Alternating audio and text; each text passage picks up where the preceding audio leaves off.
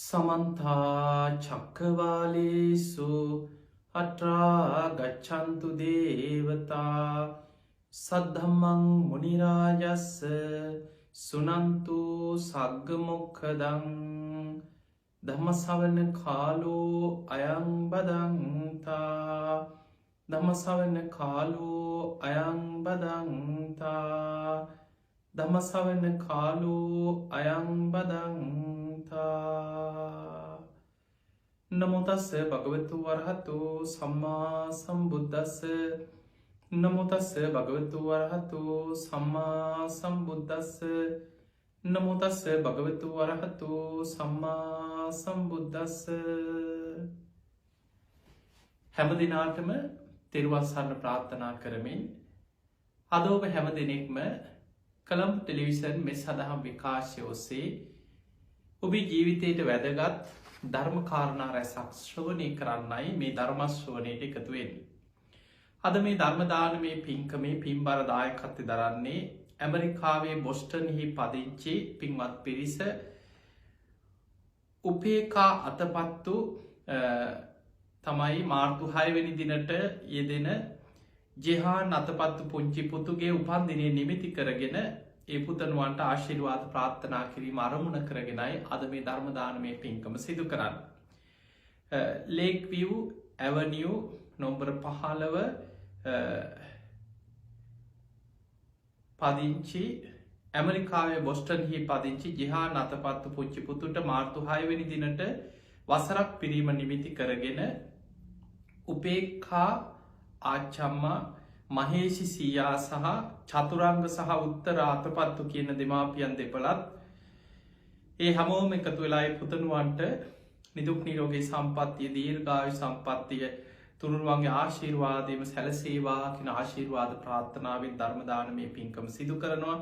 ඒ වගේම දේශකයන්න් වහන්සේට දීර්ඝායුෂ ප්‍රාර්ථනා කිරීමත් උපේක්ඛා අතපත්තුගේ මව්පියන් වන මීට වසර 3කට පෙර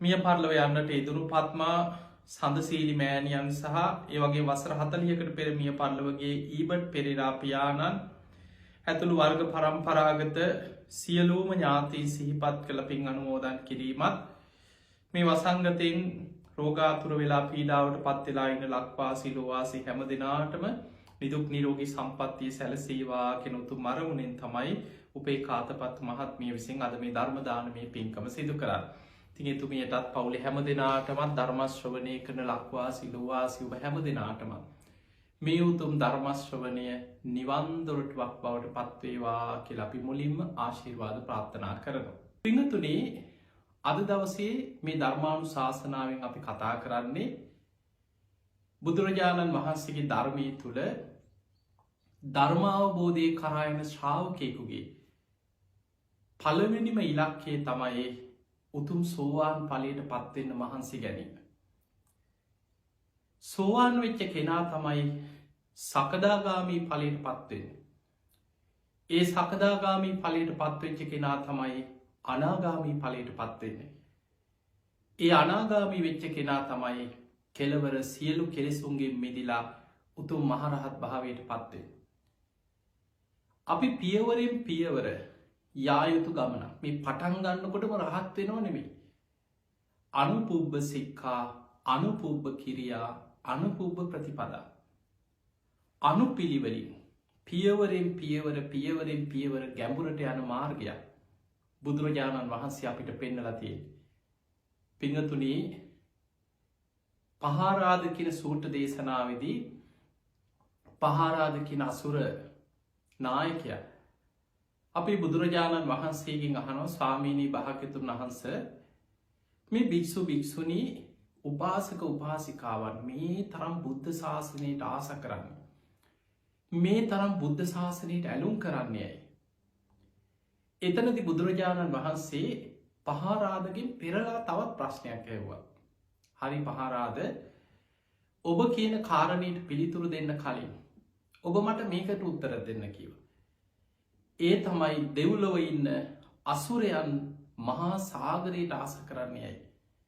මහා සාගරයට සිත්තලවා වාසය කරන්නේ ඇයි කියලා ඉස්සෙල්ලා ඔබ ඒකට උත්තර දෙන්න කියනවා. අන්න එතනදි පහරාද මහා සාගරයේ තියෙන ආශ්චර්ය අද්භූත කාරණා 8ක් එකින් එක විස්තර කරනවා.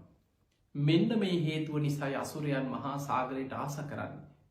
ස්වාමිනී භාග්‍යවතුන් වහන්සේ මෙන්න මේ හේතුව නිසායි අසුරයන් වන අප මහා සාගරයට ආස කරන්නේ මෙන්න මේ නිසා. ඒ කරුණු 8ම උපමා කරගෙන බුදුරජාණන් වහන්සේ අර පහාරාද අහපු ප්‍රශ්නයට පිළිතුරක් දෙනවා. ඒක තමයි පහාරාද සූත්‍රය සඳහන් වෙන්නේ. එතනදී පහාරාද පළවෙනියට බුදුරජාණන් වහන්සේට කියන ස්වාමීනී භාග්‍යවතුන් වහන්සේ මේ මහා සාගරය පිළිවෙලින් ගැඹුර කරා යනවා. ලෝකෙ කොහෙන් ගත්තත් සාගරය කියන්නේ පිළිවෙලින් ගැඹුර කරා යන දෙයක්. අන්නේ නිසා මහා සාගරයට අසුරයන් ආස කරන ඇලුම් කරන. දැන් ඔබ මේ කාරණය ගැන හිතන්න. මොකද අපිට සමහර ධර්ම කාරණා පැහැදිලි කරද්දී උපමා උපමේය බුදුරජාණන් වහන්සේ ගොඩාක් භාවිතා කරනවා. සමහර වෙලාවට අපි එක වතා එක පාර විස්තර කරන්න හදන කාරණයක් ඔබට උපමාවක් ඇසුරෙන් පැහැදිලි කරද්දී ඔබට හොඳින් තේරෙනවා. වෙනදට වඩා හොඳට තේරෙන්න පුළුවන්. මේ උපමාව දිහා බලන්න. මහා සාගරයේ පිළිවෙලින් ගැඹුර කරා යනවා. දැන් බලන්න පුංචි දරුවෙකුට වුණත් වෙරළට ගිහිල්ලා සාගරයේ රැල්ල පාගන්න පුළුවන්. පොඩි දරුවොත් ඔබත් ගිහිල්ලා ඇති රැල්ල පාගලා වෙරළට ගිහිල්ලා. නැතුව වෙරළට ගිහිල්ලා මුහුදට අඩිය තියෙනකොට නිකන් ලිඳක් වගේ අගාධයක් නෙමෙයි තියෙන්නේ. පිළිවෙලින් ටික ටික ටික ටික ගැඹුර කරා යන ස්වභාවයක් තියෙනවා. අන්න ඒ නිසා මහා සාගරයට අපි ආසයි කියනවා. බුදුරජාණන් වහන්සේ වදාළ පහාරාද මගේ බුද්ධ ශාසනයටත් මේ භික්ෂු භික්ෂුණී උපාසක උපාසිකාවන් ආස කරන්නේ ඇලුම් කරන්නේ මේ බුද්ධ ශාසනයක් පිළිවලින් ගැඹුර කරා යන නිසා කියව. මේ බුද්ධ ශාසනය තුළත් අනුපුබ්බ සික්ඛා අනුපුබ්බ කිරියා අනුපුබ්බ ප්‍රතිපදා පටන් ගන්නකොටම රහත් වෙනවා නෙමෙයි. ඒ නිසා මොක සමහර අය බණහන්න කියපුවාම අපිට නිවන් දකින්න තව කල් තියෙනවා. දැම්ම නිවන් දැකලා බෑ කියනවා. මේ ගෙවල් වල ප්‍රශ්න. මේ සමහරු හිතන්නේ බණක් අහපු ගමන් එහෙම රහත් වෙනවා කියලා. ඒ නිසා මතක තියාගන්න මේක මේ ලේසියෙන් එහෙම කරන්න පුළුවන් දෙයක් නෙමෙයි. පියවරෙන් පියවර ටිකෙන් ටික පියවරෙන් පියවර ගැඹුර කරා යා යුතු වැඩපිළිවෙල. අනුපුබ්බ සික්ඛා පිළිවෙලින් සීලයක පිහිටනවා. ඊළඟට ධර්ම මාර්ගය තුල පියවරෙන් පියවර ගැඹුරට යනවා. ඉස්සල්ලාම කෙනෙක් සද්ධානුසාරී ධම්මානුසාරී වෙනවා. මුලින්ම මේ මාර්ගයට ඇතුල් වෙන්නේ ලෞකික සම්මාදිට්ඨිය ඇති කරගෙන. අපි ඒකට ධර්මයේ කියනවා දසවස්තුක සම්මාදිට්ඨිය ලෞකික සම්මාදිට්ඨිය. මෙන්න මේ ලෞකික සම්මාදිට්ඨිය ඇති කරගෙන දසවස්තුක සම්මාදිට්ඨිය ඇති කරගෙන කෙනෙක් මේ බුද්ධ ශාසනයට ඇතුල් වෙනවා. මෙලොව පරලොව පිළිගැනීම මෙලොවක් තියෙනවා පරලොවක් තියෙනවා දන් දීමේ විපාක තියෙනවා කරන පින් පව්වල විපාක තියෙනවා කරන යහපත් කටයුතු වල විපාක තියෙනවා මවුන්ට සැලකීමේ විපාක තියෙනවා පියාට සැලකීමේ විපාකයක් තියෙනවා ඕපපාතික සත්වයන් ලෝකෙ පහළ වෙනවා තමන්ගේ නුවණින් ජීවිතය අවබෝධ කළ ප්‍රකාශ කරන ශ්‍රමණ බ්‍රාහ්මණවරු ලෝකෙ පහළ වෙනවා මෙන්න මේ විශ්වාසය මේ අවබෝධය මේ වැටහීම ඉස්සල්ලාම අපි විශ්වාසයක් ඇති කරගන්න. ඒ විශ්වාසය තුළ ඉඳලා අපි තිසරණය පිහිටනවා මේ ධර්මමාර්ගයේ මේ සංසාර දුකින් නිදහස් වෙන වැඩපිළිවෙල තුළ. මොකද කර්මඵල ගැන පින් පව් ගැන ලෞකික සම්මාදිට්ඨිය ඇති කරගන්න කෙනාට අපාය බය තේරෙනවා. සංසාර ගමනේ භයානකකම තේරෙනවා. මේ භයානක සසර දුකින් නිදහස් වීම පිණිස මගේ ශාස්තෘන් වහන්සේ හැටියට මේ යන ගමනේ මම බුදුරජාණන් වහන්සේවම සරණ යනවා. උන්වහන්සේගේ මාර්ගය උන්වහන්සේගේ දේශනාව උන්වහන්සේ මගේ ශාස්තෘන් වහන්සේ බවට පත් කරගෙන මගේ මාර්ගයේ ගමන් කරනවා කියන දැඩි අධිෂ්ඨානයට ඇවිල්ලා බුද්ධං සරණං ගච්ඡාමි කියලා අවබෝධයෙන් බුදුන් සරණ යනවා. ඊළඟට ඒ බුදුරජාණන් වහන්සේ දේශනා කරපු මාර්ගයේ වැඩපිළිවෙල නිවන් මඟ සසර දුකින් නිදහස් වීම පිණිස මං ඒ මාර්ගයේම ගමන් කරනවා කියන තැනට ඇවිල්ලා ධම්මං සරණං ගච්ඡාමි කියලා ඒ ධර්මයේ සරණ යනවා. ඊළඟට මේ මාර්ගයේ ගමන් කළ ප්‍රතිඵල ලැබපු ශ්‍රාවකයන් මගඵලලාභී. ඒ අය තමයි අපි මේ ධර්ම මාර්ගය යන ගමනේ සිව්වනක් ශ්‍රාවකයන්ගේ පෙර ගමන් කරුවන්. අපිට කලින් මේ මාර්ගයේ ගමන් කළ ප්‍රතිඵල ලැබපු ශ්‍රාවකයෝ සෝවාන් වෙච්ච අය, සකදාගාමි, අනාගාමි, අරහත්. අපි කියනවා යදිදන් චත්තාරි පුරිස යුගානි. යුගල 4යි. අට්ඨපුරිස පුද්ගලා. පුද්ගලයෝ වශයෙන් ගත්තොත් 8 දෙනෙක්. යුගල වශයෙන් ගත්තොත් සෝවාන් මාර්ගඵල එක යුගලයක්. සකදාගාමි මාර්ගඵල තව යුගලයක්. අනාගාමි මාර්ගඵල තව යුගලයක්. අරහත් මාර්ගඵල. එතකොට යුගල 4යි.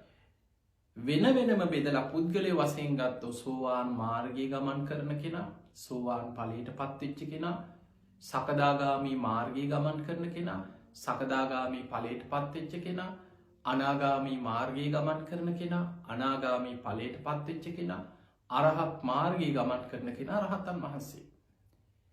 එතකොට මෙන්න මේ පුද්ගලයෝ 8 දෙනා උන්වහන්සේලා සුපටිපන්න, උජුපටිපන්න, ඥායපටිපන්න, සාමිචිපටිපන්න ආදී ගුණවලින් යුක්ත මෙන්න මේ ශ්‍රාවකයන්ව මං සරණ යනවා. උන්වහන්සේලා ගමන් කරපු මාර්ගයේ මං උන්වහන්සේලාව ආදර්ශයට අරගෙන මමත් මේ මාර්ගයේ ගමන් කරනවා කියන තැනට ඇවිල්ලා සංඝං සරණං ගච්ඡාමි කියලා ඒ ශ්‍රාවක සංඝයා අවබෝධයෙන් තෙරුවන් සරණ යනවා කියන්නේ ඒකයි. අන්න එහෙම අවබෝධයෙන් තෙරුවන් සරණ යන කෙනාට ලෞකික සම්මාදිට්ඨිය පිහිටලා කර්ම කර්මඵල විශ්වාසය, මෙලොව පරලොව විශ්වාසය, පින්පව් ගැන විශ්වාසයෙන් අවබෝධයෙන් තිසරණේ පිහිටන කෙනාට එයාගේ ඊළඟ ඉලක්කය තමයි ලෝකෝත්තර සම්මාදිට්ඨිය ඇති කර ගැනීම. ලෝකෝත්තර සම්මාදිට්ඨිය කියන්නේ චතුරාර්ය සත්‍ය අවබෝධය. ඒ චතුරාර්ය සත්‍ය අවබෝධය පිණිස අන්න එයා එතන ඉඳන් සීල සමාධි ප්‍රඥා වඩනවා. අන්න එයා තමයි එතන ඉඳන් ධර්ම මාර්ගයේ ගමන් කරන කෙනා. එයාගේ පළවෙනි ඉලක්කය තමයි සෝවාන් වීම. එතකොට සෝවාන් වෙන එක නම් ඉලක්කය. ඒ මාර්ගයේ වඩන්න ඕනේ ඉස්සෙල්ලා. සෝවාන් වීම පිණිස මාර්ගයේ වඩාගෙන යනකොට මාර්ගස්ත පුද්ගලයෝ දෙන්නෙක් බුදුහාමුදුරුවෝ පෙන්නනවා. සද්ධානුසාරී, ධම්මානුසාරී. ඒ තමයි මාර්ගයට පැමිණිච්ච කෙනා, මාර්ගයේ ගමන් කරන කෙනා. එතකොට සද්ධානුසාරී හෝ ධම්මානුසාරී වෙච්ච ශ්‍රාවකයා තමයි සෝවාන් ඵලය ලබන්නේ. එතකොට එයා ඊළඟට සකදාගාමී වීම පිණිස මහන්සි ගන්නවා. මහන්සි අරගෙන සකදාගාමී ඵලය ලබනවා. අනාගාමී වීම පිණිස සකදාගාමී වෙච්ච කෙනා අනාගාමී වෙන්න මහන්සි ගන්න. ඒ මහන්සි අරගෙන මාර්ගයේ වඩලා අනාගාමී ඵලයට පත් වෙනවා. එයාගේ ඉලක්කය තමයි රහත් වෙන එක. රහත් වීම පිණිස එයා අරහත්ත්වයේ පිණිස මාර්ගයේ වඩලා රහත් වෙනවා. අන්න පියවරෙන් පියවර, පියවරෙන් පියවර අර සාගරයේ පියවරෙන් පියවර ගැඹුරට යනවා වගේ අනුපුබ්බ සික්ඛා, අනුපුබ්බ කිරියා, අනුපුබ්බ ප්‍රතිපදා. මෙන්න මේ විදිහටයි කියව මගේ නිවන් මඟ, මේ බුද්ධ ශාසනය තුළ නිවන් මඟ බුදුරජාණන් වහන්සේ දේශනා කරලා තියෙනවා. එතකොට මේ මාර්ගය අඳුනගත්ත, පැහැදිලි කරගත්ත, වටහාගත්ත ශ්‍රාවකයා තමයි ශ්‍රද්ධාවෙන් මාර්ගය වඩන්නේ. ඒ නිසා පින්වතුනි, පළවෙනිම දේ මඟ පැහැදිලි කරගන්නට ඕන. ඒ නිසා තමයි මේ ධර්මය අවබෝධ කරගන්න මහන්සි ගන්න කෙනාට පළවෙනියටම වැදගත්ම දේ සද්ධර්ම ශ්‍රවණය. කල්යාණ මිත්‍රයන්ගෙන් පිරිසිදු සද්ධර්මය අහන්න ලැබෙන්න ඕන. බුදුරජාණන් වහන්සේ දේශනා කරපු නිවන කරා යන ඒ පිරිසිදු ධර්මයේ කල්යාණ මිත්‍රයන්ගෙන් අහන්න ලැබෙන්න ඕන. අන්නේ ධර්මය හරියට අහන්න ලැබෙනවා නම් අන්න මඟ පැහැදිලි. මාර්ගය තේරුම් ගන්න පුළුවන්. මඟ නිරවුල් වෙනවා. මේකයි මඩන්න තියෙන මාර්ගය. මෙන්න මේකයි ධර්ම අවබෝධයට තියෙන මඟ කියලා මාර්ගය පැහැදිලි. ඊළඟට එයා ඒ මාර්ගයේ වඩනවා, ගමන් කරනවා, ප්‍රතිඵලය කරා යනවා.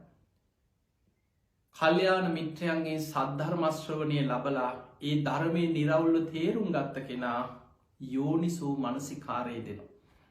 තමා තුළින් ඒ අහන ධර්මයේ ගලප තමා තුළින් බලනවා. ඊළඟට ධම්මානුධම්ම ප්‍රතිපදාවක යෙදෙනවා. ඒ ධර්මයට අනුකූල ජීවන රටාව.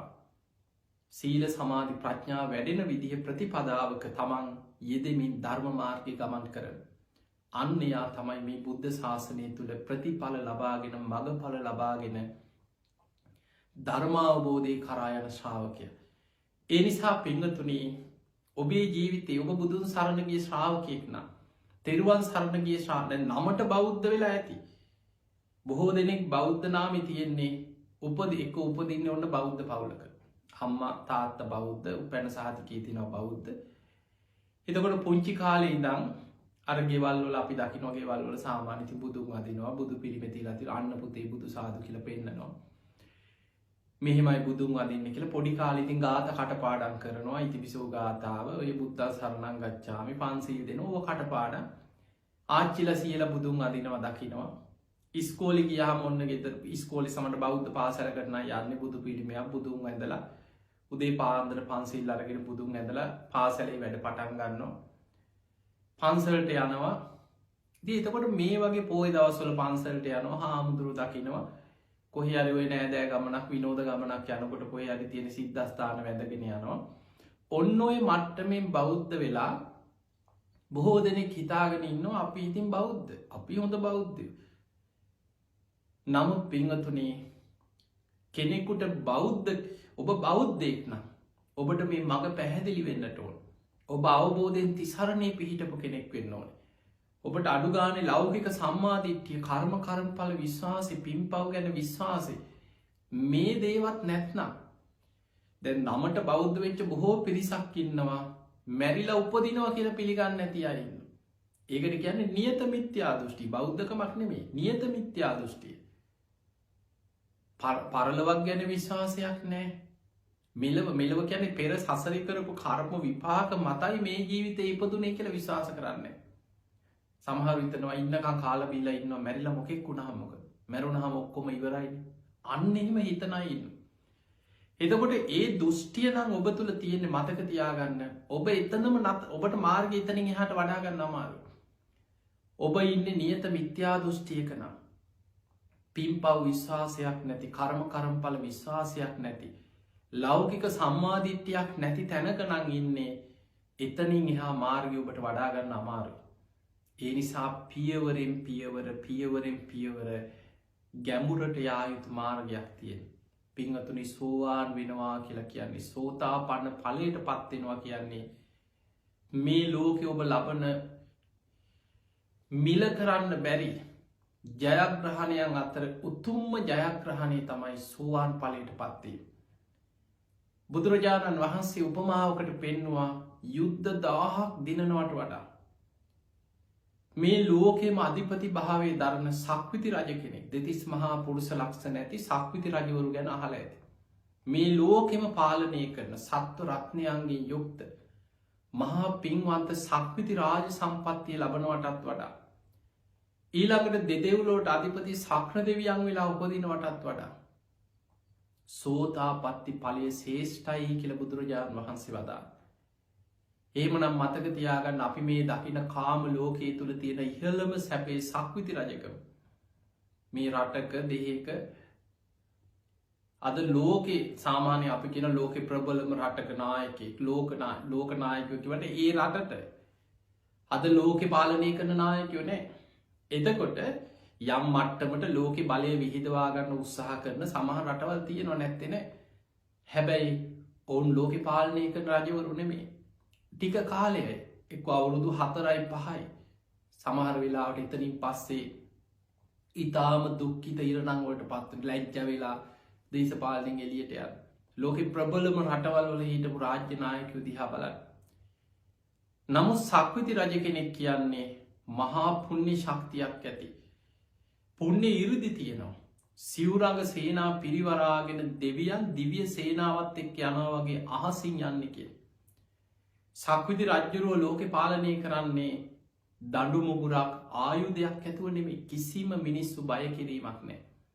අද ලෝකෙ පාලනය කරන්න උත්සාහ කරන්න ලෝකෙ රටවල් අත්පත් කරගන්න උත්සාහ කරන ලෝක නායකයෝ පුළුවන් තරම් නියස්ටික ආයුධ රැස් කරගෙන බෝම්බ රැස් කරගෙන තමන්ගේ හමුදා ශක්තිය යුද ශක්තිය වර්ධනය කරගෙන ලෝකෙ බය කරගෙන අපිට මේ තරන් ආයුධ තියෙනවා කියලා තමන් ඒ යුද්ධ බලයෙන් බය කරගෙන රටවල් අත්පත් කරගන්න උත්සාහ කරන්න. හැබැයි සක්විති රජවරු කියන්නේ පුුණ්‍ය බලයෙන් අහසින් යන දඩමුගුරක් කිසි ආයුධයක් නෑකි. හැබැයි තමන් අහසින් සිවරඟ සේනාව එක්ක යනකොට අනික් සියලුම රටවල රජවරු තමන්ගේ රාජ්‍ය සක්විති රජ්ජුරුවන්ට පූජා කළ යටත් වෙනවා. ඔබේ මනුශාසනාව අපි පිළිගන්නවා. සක්විති රජ්ජුරුවෝ දසරාජ ධර්මයෙන් ලෝකෙම ධර්මිෂ්ට රජෙක් හැටියට ධර්මානුකූල ලෝකෙ පාලනය කන අදාපිට නිකන් හීන වගේ. සක්විති රජවරු ගැන දීගනිකාය චක්‍රවති සීහනාද සූට්‍ර ගොඩාක් දේශනාවල සඳහන් වෙනවා. හැබැයි ඊළඟට අපේ බුදුරජාණන් වහන්සේ ඊට පෙර ආත්මයක මහා සුදස්සන නමින් සක්විති රජකං කරපු බොහෝම ලස්සන විස්තර දේශනාවක් තියෙනවා දීගනිකාය මහා සුදස්සන සූත්‍රය. එතකොට එවැනි ලෝකෙම බලවත් රජෙක් වෙනවටත් වඩා දෙදෙව්ලොවට අධිපති සක්‍රය වෙලා උපදිනවටත් වඩා යුද්ධ 1000ක් දිනල මහා ජයග්‍රහණයක් හැටියට මේක යුද්ධයක් දෙකක් නෙමෙයි යුද්ධ 1000ක් මුළු ලෝකෙම යුද්ධෙන් දිනවා කියලා හිතන්න. හැබැයි සංසාර ගමනේ තමන් පරාදයි. මරණින් මත්තේ නිරේකට වැටෙන්න පුළුවන්. අපි හිතමු ලෝකේ බලවත්ම රජෙක්. හැබැයි මේ රජා මරණින් මත්තේ උපදින්නේ නිරේන. එතන රජා නෙමෙයි එතන නිරිසතා. අර යම පල්ලන්ගෙන් උල්වලින් අනින ලෝදිය පොවන කෑගගහ විලාප දිදී බේරගන්න කිකි කෑගහ දුවන නිරිසතේ අර රජකං ඉවරයි.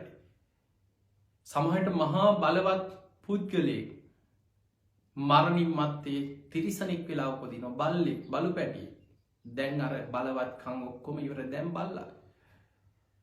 සමහර වෙලාවට කෙනෙක් මරණයට පත්වෙල අපිතම මහා බලවත් නායකෙක් පාලකෙක් ලෝක හිටපු බලවත් රජෙක් කියලා හිතත් මරණින් මත්තේ පෙරේතෙක් යකෙක් වෙලා උපදින. එතකොට අර බලවත් කම්මනුවත් නෑ දැම් පෙරේතය දැන් රාජභෝජන් නෑ දැම් සෙම්සුටු මළමුට්ට හොය හොය සාපි පාසාවෙන්දුවන් මෙන්න මේ වගේ සංසාර ගමනක් තියෙන. ඒ නිසා ජයග්‍රහණයන් අතර උතුම්ම ජයග්‍රහණය බවට පත්වෙන්නේ ධර්මය අවබෝධ කර ගැනීම අඩ්ඩුම ගානි සෝවාන්වත් වනානං අන්න ඔබ සංසාර ගමන ජයගත්ත කෙනෙ. පිංහතුනි බුදුරජාණන් වහන්සේ සෝතාපන්න ඵලය ගැන පෙන්නුවේ මහණෙනි කෙනෙක් සෝවාන් ඵලයට පත් වනා කියලා කියන්නේ යා සංයෝජන 3ක් සම්පූර්ණයෙන් ප්‍රහාණය කරන. සක්කාය දිට්ඨි, විචිකිච්ඡා, සීලබ්බත පරාමාස. මේ ත්‍රිවිධ සංයෝජන සම්පූර්ණයෙන්ම ප්‍රහාණය කරගත්ත කෙනා සෝවාන් ඵලයට පත් වෙච්ච කෙනා. එතකොට ඒ කෙනා ආර්ය අෂ්ට සෝතාපන්න කෙනෙක්ගේ තේරුම කනට ධර්මය ඇහෙනව නෙමෙයි මතක තියාගන්න. මොකද සමහර එහෙම වැරදි විග්‍රහ තියෙනවා රටේ. කෙනෙකුට හිතෙන්න පුළුවන් මේ අහගෙන ඉන්නකොට කනට ධර්මය ඇහුණා නම් ආසෝවාන් කියලා. එහෙම සෝවාන් එකක් නැහැ. සෝත කියන්නේ කනට. සමහරු වැරදි විදිහට මේ පාලි වචන විග්‍රහ කරනවා ආපන්න කියන්නේ පැමිණීම. එනිසා කනට සෝත කියන නිසා කනට ධර්මයේ පැමිණීම සෝතාපන්න කියලා විස්තර කරන සමහර විස්තර තියෙනවා. ඒවා ධර්මයේ විස්තර නෙමෙයි ඒවා පෞද්ගලික මිත්‍යා විස්තර. බුදුහාමුදුරන්ගේ විස්තරේ තියෙනවා. ඔබ බලන්න චුල්ල වේදාල සූත්‍රය, මහා වේදාල සූත්‍රය මේ මහරහතන් වහන්සේලාගේ ධර්ම සාකච්ඡා.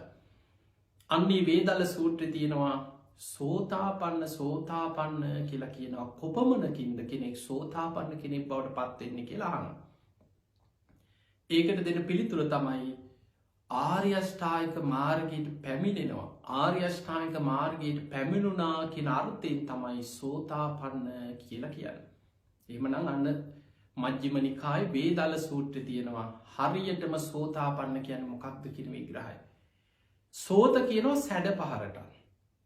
එහෙනම් සෝතාපන්න කියනකොට කෙනෙකුට හිතෙන්න පුළුවන් එහෙනම් සැඩ පහරකට පණින එක සෝවාන් කියලා. එහෙම එකක් නෙමෙයි. එකම වචනේ යෙදෙන කියන්නේ ඒ අර්ථයේ යෙදෙන තැන් ගොඩක් තියෙනවා. ඒ වචනෙන් කියන්නේ ආර්ය අෂ්ටාංගික මාර්ගයට සෝත කියනවා. එහෙනම් එතන සෝතාපන්න කියන එකේ අර්ථය තමයි සැඩ පහරට පැමිණෙනවා කියන එකවත් කනට ධර්මය ඇහෙනවා කියන එකවත් නෙමෙයි. ආර්ය අෂ්ටාංගික මාර්ගයට සෝත කියනවා. ආපන්න කියන්නේ ආර්ය අෂ්ටාංගික මාර්ගයට පැමිණීම. පිංගතුනි කෙනෙක් ආර්ය අෂ්ටාංගික මාර්ගයට පැමිණෙන්නේ බැසගන්නේ සෝතාපන්න ඵලයට පත්වීමෙන්. ආර්ය අෂ්ටාංගික මාර්ගය ගැන අපි චුටි පුංචි විග්‍රහයක් තේරුම් ගන්න උත්සාහයක් ගමු. නිවනට තියෙන එකම මඟ ආර්ය අෂ්ටාංගික මාර්ගය. ඒ තමයි පුංචි දරුවෙක් වුණත් සාමාන්‍ය පොඩි කාලේ ඉඳන් බණ අහන කෙනෙක් දන්නවා. සම්මා දිට්ඨි, සම්මා සංකප්ප, සම්මා වාචා, සම්මා කම්මන්ත, සම්මා ආජීව, සම්මා වායාම, සම්මා සති, සම්මා සමාධි. එතකොට මේ ආර්ය අෂ්ටාංගික මාර්ගයේ සම්මා දිට්ඨිය කියලා කියන්නේ චතුරාර්ය සත්‍ය ගැන අවබෝධ ඥාන. මේ සම්මා දිට්ඨිය සත්‍ය ඥාන, කෘත්‍ය ඥාන, කෘතඥාන හැටියට ත්‍රිපරිවට්ටම් ද්වාදසාකාරයන් හැටියට අවබෝධ කරගත යුතුයි කියන. එහෙමනම් ආර්ය අෂ්ටාංගික මාර්ගයේ පළවෙනි මාර්ගාංගය වල සම්මා දිට්ඨිය පරිපූර්ණ වෙන්නේ සත්‍ය ඥාන, කෘත්‍ය ඥාන, කෘතඥාන හැටියට ත්‍රිපරිවට්ටම් ද්වාදසාකාරයන් හැටියට පරිපූර්ණ කරන්නට ඕන. සෝවාන් ඵලයට පත්වෙන කෙනාට ලැබෙන්නේ සම්මා දිට්ඨියේ සත්‍ය ඥානය විතරයි. එයා දන්නවා දුක කියන්නේ ආර්ය සත්‍යයක්මයි. දුකේ හට ගැනීම තණ්හාව. මෙන්න මේ විදිහටයි දුක හටගන්නේ තණ්හාව නිසාමයි. මේක ආර්ය සත්‍යයක්මයි. දුක නැතිවීම නිවන. තණ්හක්ඛයෝ රාද නිබ්බාන. තණ්හාව ඡේ වීමයි නිවන. මේ ආර්ය සත්‍යයක්මයි. නිවන් දකින්න තියෙන තණ්හාව ඡේ කිරීමෙන්මයි. ඊළඟට දුක නැති කරන මාර්ගය මේ ආර්ය අෂ්ටාංගික මාර්ගයමයි. සීල සමාධි ප්‍රඥා වශයෙන් වැඩිය යුත්තේ මේ මාර්ගයෙන්මයි. මේක සත්‍යයක්මයි. අන්න දුක ගැන සත්‍ය ඥාන, දුකේ හට ගැනීම ගැන සත්‍ය ඥානෙ, දුක නැතිවීම ගැන සත්‍ය ඥානෙ, දුක නැති කරන මාර්ගය ගැන සත්‍ය ඥානෙ කියන සම්මා දිට්ඨියේ චතුරාර්ය සත්‍ය ගැන පළවෙනි ඥානෙ සත්‍ය ඥානෙ ඇති කරගෙන තමයි සෝවාන් වෙන්නේ. එතකොට සෝවාන් වෙච්ච කෙනාට ආර්ය අෂ්ටාංගික මාර්ගයට පැමිණෙන්නේ පළවෙනිම මාර්ගාංගය වන සම්මා දිට්ඨියේ සත්‍ය ඥානෙ ඇති කරගෙන මාර්ගයට පැමිණෙනවා. දැන් සම්මා දිට්ඨිය පරිපූර්ණ කරන්න නම් මාර්ගේ වඩනවා කියලා කියන්නේ සම්මා දිට්ඨිය පරිපූර්ණ කරන්න ඕන. සත්‍යයි කියලා තේරුම් ගත්ත පමණින් සියල්ල අවබෝධ වුණා නෙවෙයි. එතනදී ඔහුට ඇති වෙලා තියෙන්නේ සක්කාය දිට්ඨි, විචිකිච්ඡා, සීලබ්බත පරාමාස කියන ත්‍රිවිධ සංයෝජන ප්‍රහාණය වීමෙන් සෝවාන් ඵලයට පත් වුණා විතරයි. හැබැයි කාමරාග, පටිඝ එහෙම් පිටින්ම තියෙනවා. රූපරාග, අරූපරාග, මාන, උද්ධච්ච, අවිජ්ජා කියන සංයෝජන එහෙම්මම තියෙනවා. එතකොට සෝවාන් වෙච්ච කෙනාගේ ඊළඟ අරමුණ තමයි කාමරාග, පටිඝ සංයෝජන තුනී කරගන්න, යටපත් කරගන්න මහන්සි ගන්න. ඒ පිණිස එයා මාර්ගේ වඩන්නේ සීල සමාධි ප්‍රඥා හැටියට මාර්ගේ වඩන. හැබැයි ආර්ය අෂ්ටාංගික මාර්ගයේ පෙළ ගැස්ම තියෙන්නේ බැලූ බැල්මට සීල සමාධි ප්‍රඥා විදිහට නෙමෙයි. සම්මා දිට්ඨි, සම්මා සංකප්ප අයිති ප්‍රඥා කොටසට, ප්‍රඥා ස්කන්ධෙට. සම්මා වාචා, සම්මා කම්මන්ත, සම්මා ආජීව කියන තුන අයිති සීල කොටසට. එමනම් මුලින් තියෙන්නේ ප්‍රඥාව, ඊළඟට සීල, අගට තියෙන්නේ සම්මා වායාම, සම්මා සති, සම්මා සමාධි. ඒ තුන අයිති වෙන්නේ සමාධි ස්කන්ධයට. එහෙමනම් ආර්ය අෂ්ටාංගික මාර්ගයේ දිහා බැලූ බැල්මට තියෙන්නේ ප්‍රඥා, සීල, සමාධි විදිහට පෙළ ගහලා තියෙනවා. දැන් කෙනෙක් මේක ගැඹුරු විග්‍රහය තේරෙන්නේ නැත්නම්, බුද්ධ දේශනාව හරියට වඩන්නේ මෙහෙමයි කියලා තේරෙන්නේ නැති කෙනා අර මාර්ගාංග දිහා පිටින් බලලා කියනවා ආර්ය අෂ්ටාංගික මාර්ගේ වඩන්න තියෙන්නේ ප්‍රඥා, සීල, සමාධි කියලා. එහෙම නෙමෙයි වඩන්න තියෙන්නේ. පෙළ ගහලා තියෙන්නේ ප්‍රඥා, සීල, සමාධි තමයි. හැබැයි ඒක වැඩෙන්නේ සීල, සමාධි, ප්‍රඥා වශයෙන්. බුදුරජාණන් වහන්සේ බොහෝ දේශනවල විස්තර කරනවා මහණෙනි මාර්ගයේ වඩන්නේ සීල, සමාධි, ප්‍රඥා වශයෙන්. මාර්ගයට පැමිණෙන්නේ සෝවාන් වෙලා චතුරාර්ය සත්‍යයේ සත්‍ය ඥානය ඇති කරගෙන සම්මා දිට්ඨියේ සත්‍ය ඥානය ඇති කරගෙනයි පැමිණෙන්නේ. එතකොට මේ සම්මාදිට්ඨිය පරිපූර්ණ කර ගැනීම පිණිස ඔහු සීලයේ ස්කන්ධි පිහිටනවා. සම්මා වාචා කම්මන්ත ආජීව සීලයක පිහිටනවා දැඩිව. සමාධිය වඩනවා. සම්මා වායාම සම්මා සති සම්මා සමාධි කියන සමාධිය වඩනවා. සමාධිය වඩමින් පරිපූර්ණ කරන්නේ සම්මාදිට්ඨියමයි. ඒ සම්මාදිට්ඨියම පරිපූර්ණ කරගෙන යනකොට අන්න කෘත්‍ය වඩාගෙන යනවා. දැන් සත්‍ය ඥානය ඇති වෙච්ච කෙනා කෘත්‍ය දියුණු කරන. ඒ කෘත්‍යය යම් මට්ටමකට වැඩෙනකොට සකදාගාමි වෙනවා. කාමරාග පටික තුනී වෙලා සකදාගාමි වෙනවා. දැන් සකදාගාමි වෙච්ච කෙනාට ඊළඟ ඉලක්කය තමයි අනාගාමි වෙන එක. කාමරාග පටික අර තුනී වෙච්ච දේ සම්පූර්ණයෙන් ප්‍රහාණය කිරීම. ඒ පිණිස ඔහු මොකද කරන්නේ? තවදුරටත් අර ආර්ය අෂ්ටාංගික මාර්ගයේ සීල සමාධි ප්‍රඥා වශයෙන් වඩනවා. සීලයක පිහිටලා සමාධියම බලවත් කරගෙන සම්මා දිට්ඨියම පරිපූර්ණ කරනවා. සම්මා දිට්ඨියේ කෘත්‍ය වඩාගෙන ගිහිල්ලා අනාගාමී ඵලයට පත් වෙනවා. අනාගාමී වෙනකොට ඔහුට කාමරාග පටික සංයෝජන සම්පූර්ණයෙන් ප්‍රහාණය වෙලා යනවා. හැබැයි තාම සම්මා දිට්ඨිය පරිපූර්ණ නැහැ. තාම කෘත්‍ය වඩන කෙනෙක්. තාම ඔහු තුල කෙලෙස් තියෙනවා. ඔහු තුළ දැන් ඉතිරි වෙලා තියෙන අනාගාමි වෙච්ච කෙනා තුළ රූපරාග අරූපරාග මාන උද්දච්ච අවිජ්ජා කියන සංයෝජන පහක් තව ඉතුරු වෙලා තියෙනවා. ඒ සංයෝජන ප්‍රහාණය වෙන්නේ අරහත් මාර්ගයේදී. ඔහු අරහත් මාර්ගය වඩනවා කියන්නේ තවදුරටත් සීල සමාධි ප්‍රඥා වශයෙන් අර ආර්ය අෂ්ටාංගික මාර්ගයේම සීලයම දියුණු කරමින් සමාධිය පැත්තම බලවත් කරගෙන ඒ සමාධිය තුල පිහිටලා ප්‍රඥාවම බලවත් කරනවා. සම්මා දිට්ඨියම දියුණු කරලා අන්න කෘත්‍ය වඩලා අවසන් වෙනවා. කෘත්‍ය වඩලා අවසන් වෙනකොටම කෘතඥානි පහළ වෙනවා. කෘත කියන්නේ කරලා අවසానයි. දුක අවබෝධ කරලා අවසానයි. තණ්හාව ප්‍රහාණය කරලා අවසానයි. නිවන සාක්ෂාත් කරගෙන අවසానයි.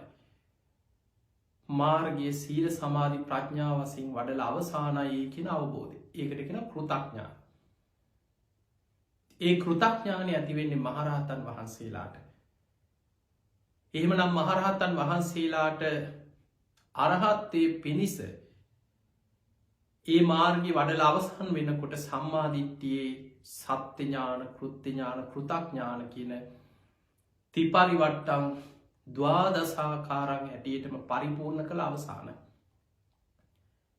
ඒ නිසා තමයි රහතන් වහන්සේලාට ආර්ය අෂ්ටාංගික මාර්ගයේ මාර්ග අංග 8ට අමතරව දසාංගයේහි සමන්නාගතෝ අරහති උච්චති කියලා ධර්මයේ සඳහන් වෙනවා. රහතන් වහන්සේලාට අංග 10ක් තියෙනවා. සම්මා දිට්ඨි සම්මා සංකප්ප සම්මා වාචා සම්මා කම්මන්ත සම්මා ආජීව සම්මා වායාම සම්මා සති සම්මා සමාධි කියන අංග 8ට අමතරව සම්මා ඥාන සම්මා විමුක්ති කියලා අංග 2ක් පිහිටනවා. සම්මා ඥාන කියන්නේ චතුරාර්ය සත්‍ය සත්‍ය ඥාන කෘත්‍ය ඥාන කෘතඥාන වශයෙන් පරිපූර්ණවම අවබෝධ කරා කියන අවබෝධඥානයකට කියනවා සම්මා ඥාන. ඒ අවබෝධයත් එක්කම හිත කෙලෙසුන්ගෙන් මිදිලා ආසවක්ඛේ ඥානෙ මට පහළ වුණා මං කෙලෙසුන්ගෙන් මිදුණා කියන අවබෝධඥානය ඇති වෙනවා. ඒ තමයි සම්මා විමුක්තිය. විමුක්තියට පත් වුණා කියන අවබෝධඥානය ඇති වෙනවා. එහෙමනම් පින්වතුනි මේ මාර්ගයේ පිළිවෙලට වැඩිය යුතු මාර්ගය.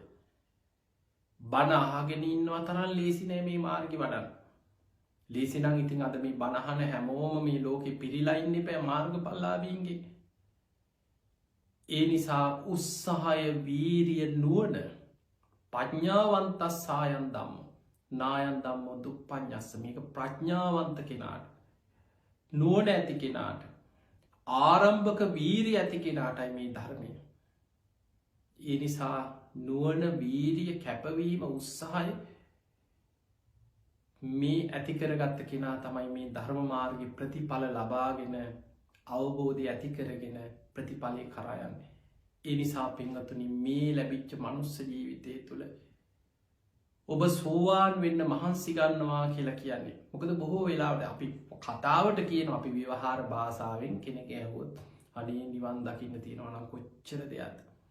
කෙනෙක් ප්‍රාර්ථනා කරන මල් පහන් පූජා කළ ප්‍රාර්ථනා කරන අනේ මට නිවන් අවබෝධ කරගන්න ලැබේවා.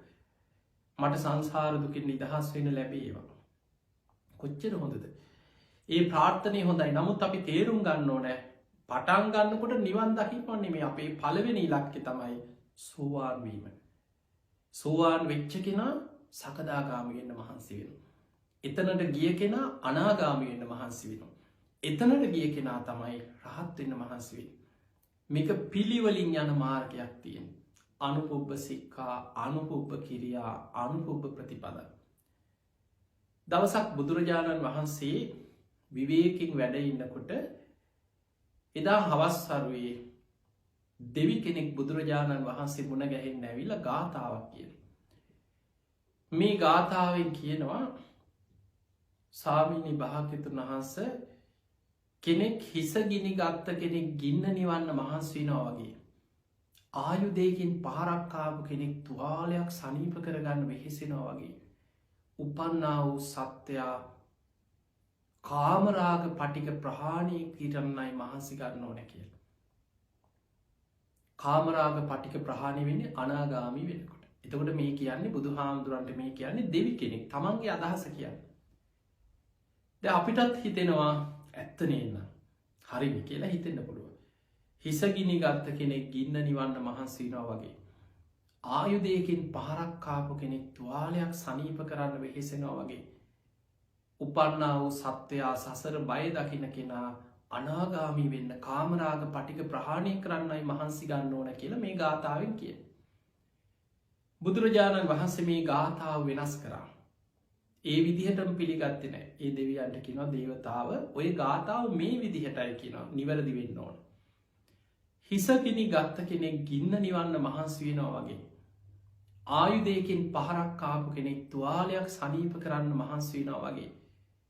සංසාරි බය දකින කෙනා අප්‍රමාදීව වීරියෙන් සක්කාය දිට්ඨිය ප්‍රහාණය කරන්නයි මහන්සි ගන්න ඕන කිව්ව.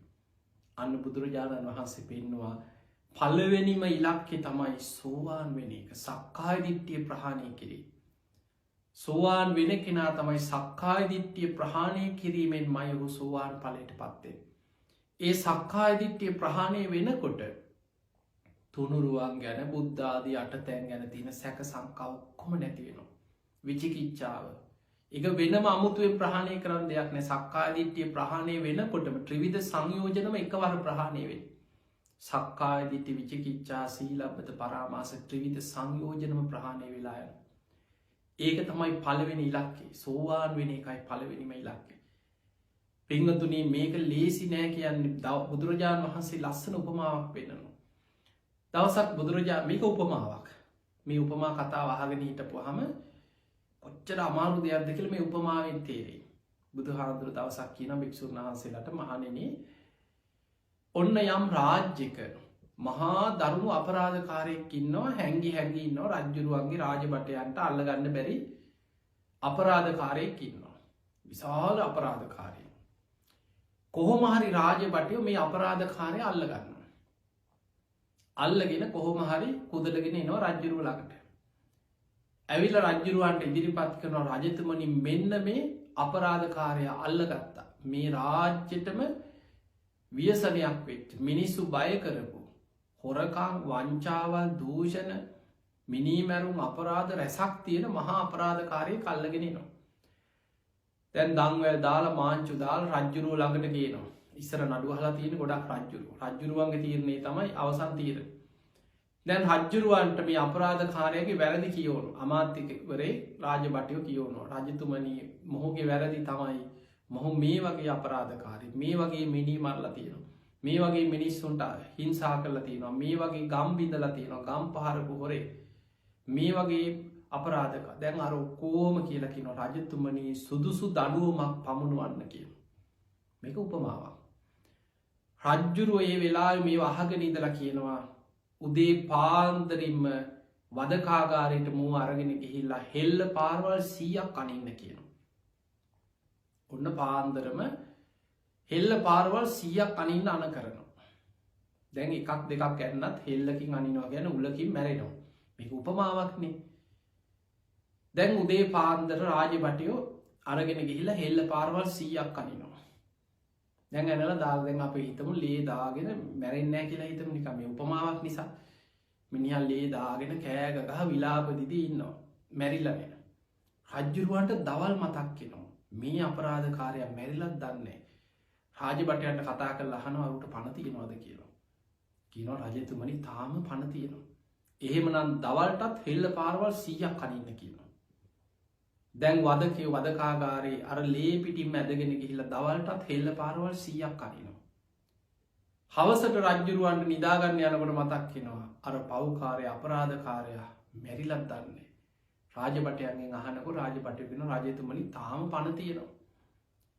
එහෙනම් හවසටත් හෙල්ල පාරවල් 100ක් අනින්න කියනවා. දැන් කීයද? උදේට 100යි, දවල්ට හෙල්ල පාරවල් 100යි, හවසට 100යි, දවසට 300යි. බුදුරජාණන් වහන්සේ වදාළ මහණෙනි දවසට හෙල්ල පාරවල් 100 ගානේ 300 ගානේ අවුරුදු 100ක්ම එක දිගට හෙල්ල පාරවල් ඇනලා එතනින් පස්සේ සෝවාන් වෙන්න පුළුවන් කියලා කවුරු හරි කෙනෙක් හේතු සහිතව කියනවා නම් මහණෙනි නුඹලා ඒකට කැමති වෙන්න කියනවා. හේතු සහිතව කියනවන එක ඒක කරන්න පුළුවන් දෙයක් නෙමෙයි. හෙල්ල පාරවල් ඇනලා කවුරු සෝවාන් වෙන්නේ නැහැ මතක තියාගන්න. මේ උපමාවක්. උපමාව එක්ක පටල ගන්න එපා. උපමාව කියන්නේ මේකේ භයානකකම තේරුම් කරවන්නයි උපමාව කියන්නේ. බුදුරජාණන් වහන්සේ වදාළ මහණෙනි දවසකට හෙල්ල පාරවල් 300 බැගින් උදේ දවල් හවස අවුරුදු 100ක් එක දිගට ඇනලා ඒ කියන්නේ වද දීලා අවුරුදු 100කට පස්සේ කවුරු හරි හේතු සහිතව කිව්වොත් ඒ විදිහ දුකක් විඳලා සෝවාන් වෙන්න පුළුවන් කියලා මහණෙනි නුඹලා ඒකට කැමති වෙන්න කියනවා. ඇයි මහණෙනි තථාගතයන් වහන්සේ එවැනි දෙයක් ගැන කියන්නේ? ඒකට හේතුව තමයි ඔන්න හේතුව බුදුහාඳුරු පෙන්නනවා මහණෙනි මේ දීර්ඝ සංසාර ගමනේ ධර්මය අවබෝධ නොකිරීම නිසා හෙල්ල පාරවල් කාලා මැරිච්ච වාර අනන්තයි කියලා. ඊට වඩා සංසාරය අපි ධර්මය අවබෝධ නොකර ඉපදමින් මැරමින් ආපු සංසාර හෙල්ල පාරවල් කාලා මැරලා තියෙනවා කියලා ඊට වඩා වාර. එළුව බල්ලෝ බලල්ලු කුකුල් වෙලා ඉපදිච්ච වාරවල උල් වලින් ඇනලා බෙලි කැපුම් කාලා පිහි වලින් ඇනලා මැරිච්ච වාර අනන්තයි කියලා. දීර්ඝ සසරේ විඳපු දුකත් එක්ක බලද්දී අවුරුදු 100ක් හරි එක දිගට ඒ වගේ දුකක් විඳලා සෝවාන් වෙන්න පුළුවන් නම් අපායෙන් මිදෙන්න පුළුවන් නම් මහණෙනි ඒක හොඳයි කියනවා. එහෙම පුළුවන් නම්. හැබැයි එහෙම බෑ. එහෙමනම් අපිට පෙර බුදුහාඳුරු පෙන්නනවා ඒ නිසා මහණෙනි මේ උපමාවෙන් තේරුම් ගන්න කියනවා සෝවාන් වෙනවා කියලා කියන්නේ කොයිතරම් උතුම් දෙයක්ද කියලා. දවසක් බුදුරජාණන් වහන්සේ උන තවත් උපමාවක් තවත් ටිකක් හොඳට තේරෙයි. බුදුරජාණන් වහන්සේ දවසක් මහා පොළොවේ තියෙන පුංචි ගල් කැට 7ක් ශ්‍රී හස්තයට ගත්තා. අරගෙන මේ ගල් කැට 7 භික්ෂුන් වහන්සේලාට පෙන්නලා අහනවා මහණෙනි තථාගතයන් වහන්සේගේ ශ්‍රී හස්තයේ මත තියෙන මේ ගල් කැට 7 නුඹලා දකින්නවද? මේ පුංචි ගල් කැට 7ක්. එහෙමයි ස්වාමීනි මම අපි දකින්නවා කියලා. බුදුරජාණන් වහන්සේ වදාළ මහණෙනි මේ මහා පොළොවේ තියෙන වැලි කැට ගල් කැට පස් කැටක් තථාගතයන් වහන්සේගේ ශ්‍රී හස්තයේ තියෙන මේ පුංචි ගල් කැට 7ක් අතර වෙනස නුඹලට පේනවද? එහෙමයි ස්වාමීනි මහා පොළොවේ තියෙන ගල් කැට පස් කැට වැලි කැට නම් ඉලක්කමකින් ගණන් කරන්න පුළුවන් ප්‍රමාණයක් නෙමෙයි අනන්තයි කියනවා. අපිට බින්දු ගානකින් මේ කෝටියයි කෝටි 5යි 10යි එහෙම බින්දු ගානින් කියන්න බැරි තරම් වැලි කැට ගල් කැට පස් කැට පොළොවේ තියෙනවා. ශ්‍රී හස්තයේ මත බුදුරජාණන් වහන්සේගේ ශ්‍රී හස්තයේ තියෙන ඊටාම පුංචි ගල් කැට 7ක් විතරයි කියනවා. බුදුරජාණන් වහන්සේ වදාළ මහණෙනි මේ උපමාවෙන් තේරුම් ගන්න කිව්වා. සෝවාන් ඵලයට පත් වෙච්ච කෙනෙක් සසරේ ගෙවල අවසන් කරපු දුක් ප්‍රමාණය මහ පොළොවේ තියෙන ගල් කැට වැලි කැට පස් කැට වගේ කියලා තේරුම් ගන්න කිව්වා. සෝවාන් ඵලයට පත් වෙච්ච කෙනෙක් විඳලා අවසන් කරපු දුක පොළොවේ තියෙන වැලි කැට ගල් කැට පස් කැට වගේ කිව්වා මහ පොළොවේ තියෙන. හැබැයි ඔහුට තව ඉතිරි වෙලා තියෙනවා දුකක්. ඒ ටික ශ්‍රී හස්තයේ මත තියෙන පුංචි ගල් කැට 7 වගේ කියලා හිතන්න කිව්වා. ඇයි ඒ සෝවාන් වෙච්ච කෙනා තව උපරිම ඉපදුනොත් උපදින්නේ ආත්ම 7යි. සෝවාන් වෙච්ච පුද්ගලයෝ ආත්ම 7ක් එක දිගටම උපදිනවා කියලා නිගමනයකුත් නැහැ. එහෙම දේශනාවෙත් නැහැ. උපරිම ඉපදුනොත් උපදින්නේ ආත්ම 7යි. සෝවාන් වෙච්ච අය ඉන්නවා ඒක බීජී. ඒ ජීවිතේදීම ඉතිරි මාර්ගඵල අවබෝධ කරලා රහත් වෙලා පිරිනිවන් පාන. එතකොට මේ සෝවාන් වෙච්ච කෙනා ඒක බීජී. එක ජීවිතෙම ගමන අවසන් කරගන්න. තව ඉන්නවා කෝලංකෝල.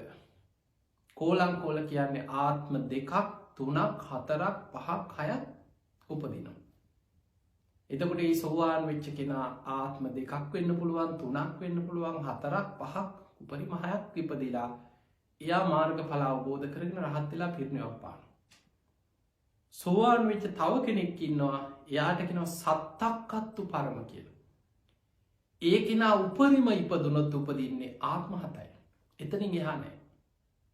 ඒ තමයි උපරිම සෝවාන් වෙච්ච කෙනෙක් ඉන්නවා නම් උපරිම තව ආත්ම ගානක් උපදින එයා උත්සාහ කළත් නොකළත් නතේ බවං අට්ඨමං ආදියන්ති. 8 වෙනි භවයක නම් උපදින්නේ නැහැ කියලා. අන්න තේරුම් ගන්න. සෝවාන් වෙච්ච කෙනෙක් ලොකු උත්සාහයක් නොගත්තත් මොකද එයා මාර්ගයට පැමිණිච්ච කෙනෙක්. චතුරාර්ය සත්‍යයේ සත්‍ය ඥානය ඇති කරගෙන ආර්ය අෂ්ටාංගික මාර්ගයට පැමිණිච්ච කෙනෙක්. එතකොට එයා මාර්ගයේ තුලයි ඉන්නේ.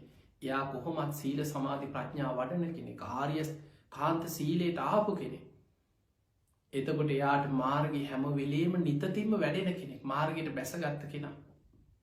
එයා උත්සාහ කරත් ලොකු උත්සාහයක් නොගෙන මාර්ගය හිමින් වඩාගෙන ගියත් උපරිම ආත්ම 7යි. නතේ බවං අට්ඨමං ආදියන්ති. 8 වෙනි භවයක නම් උපදින්නෙම නැහැ කියලා. එහෙමනම් අපිට පේනවා බුදුහාමුදුරුවෝ පුංචි ගල් කැට 7ක් ශ්‍රී හස්තයට අරගෙන අපිට පෙන්නවා මහණෙනි සෝවාන් ඵලයට පත්වෙච්ච කෙනෙකුට අනාගතයේ තව යම් දුකක් විඳින්න තියෙනවනම් ඒ කියන්නේ කොහේ ඉපදුනත් ඉපදීම දුකක්නේ. ඉපදීම කියන්නේ දුකක්. දිව්‍ය ලෝකේ ඉපදුනත් ජරා මරණ තියෙනවා. මනුස්ස ලෝකේ රජ පවුලේ ඉපදුනා සක්විති රජෙක් වුණා මොන පවුලේ ඉපදුනත් ඉපදීම දුකක්මයි. ලෙඩ වෙනවා වයසට යනවා ශෝක පරිදේව දුක්ඛ දෝමනස් උපායාස කාටත් තියෙනවා. ඉපදුනා නම් දෙවියන්ටත් තියෙනවා මතක තියාගන්න. දෙවිවරුන්ටත් දුක ඇති වෙනවා. කෙලෙස් සහිතයි. දෙවියොත් හඬනවා වැළපෙනවා. දෙවිවරුන්ටත් දුක ශෝකය ඇති වෙනවා. දෙවියන්ගේ ජරාවට පත්වීම බුදුහාමුදුරුවෝ පෙන්වනවා මහණෙනි දෙවිවරු දිව්‍ය විමාන වලින් ආවිෂ ගෙවිලා චුත වෙන්න ලං වෙනකොට පැලඳගෙන ඉන්න මල් මාලා පර වෙනවා. දිව්‍ය සලු කිලුටු වෙනවා. දෙවියන්ගේ දිව්‍ය ශරීර වලින් දහඩිය වැగిරෙන්න පටන් ගන්නවා. දෙවියන්ගේ දීප්තිමත් ආලෝක විහිදිච්ච ශරීරවල දීප්තිය නැති වෙලා ශරීර දුර්වර්ණ වෙනවා. විමානවල සිත් තලවන්න නැතුව යනවා. එතකොට ඒව තමයි දෙවියනුත් ජරාවට පත් වෙනවා එහෙනම්. ඉපදීම දුකක්මයි. කොහේ ඉපදුනත් තව සෝවාන් වෙච්ච කෙනෙක් ආයි ඉපදුනත් ඒකත් දුකක්මයි. ඒ නිසා එයාට තව අනාගතේ ඉතිරි වෙලා තියෙනවා නම් විඳින්න මේ පුංචි ගල් කැට 7 වගේ කියලා හිතන්න කියලා. හැබැයි සසරේ ගෙවලා අවසන් කරපු දුක සෝවාන් ඵලයට පත්වීමත් එක්ක මහ පොළොවේ තියෙන වැලි කැට පස් කැට වගේ. දැන් මේ උපමාවෙන් ඔබ හිතන්න මේ බණම අහගෙන හිටපු ඔබ ආපස්සට ඔබ ගැන හිතන්න. ඔබ සෝවාන් වෙලා නැත්නම් ඔබ ධර්මය අවබෝධ කරගෙන නැත්නම් ගෙවාගෙන ආපු දුකත් මහ පොළොවේ තියෙන වැලි කැට ගල් කැට පස් කැට වගේමයි ඔබට තව අනාගතයේ තියෙන දුකත් දන්නේ නැහැ. තව කොච්චර කල් සංසාරේ යන්න වෙයිද? මොන අපායේ වැටි වැටි කොහේ යයිද? කොයි බුද්ධ ශාසනයක කවද නිවන් දකීද?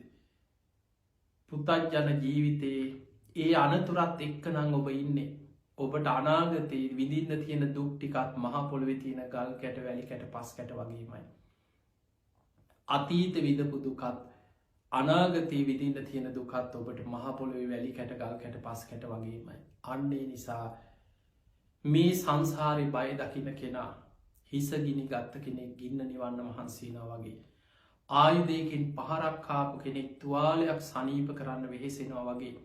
මේ භයානක සංසාර ගමනෙන් නිදහස් වෙලා නිවන් අවබෝධ කරගන්න මහන්සි ගන්න. ඒ පිණිසයි ඔබට මේ ධර්මයේ ශ්‍රවණය කරන්න අපි නිරන්තරයෙන් ඔබට ධර්ම දේශනා කරන්නේ ධර්මය කියලා දෙන්නේ තිනිසා නිතර බණහන්න ධර්ම පොත්පත් කියවන්න ධර්මයට ආස කරන්න දම්ම කාමෝ බවන් හෝති ධර්මයට කැමති කෙනා ධර්මයට ආස කෙනා ධර්මී තුළ දියුණුව කරා යනවා. ඉතින් ඔබ හැම දෙනාටම අපි ආශිර්වාද කරනවා සද්ධාදී ගුණ ධර්ම දියුණු කරගෙන මේ ලැබිච්ච මනුස්ස ජීවිතය තුළ උතුම් වූ ධර්මයම අවබෝධ කරගන්න ඔබ හැම දෙනාටම වාසනාව ලැබේවා ලැබේවා ලැබේවා කියලා අපි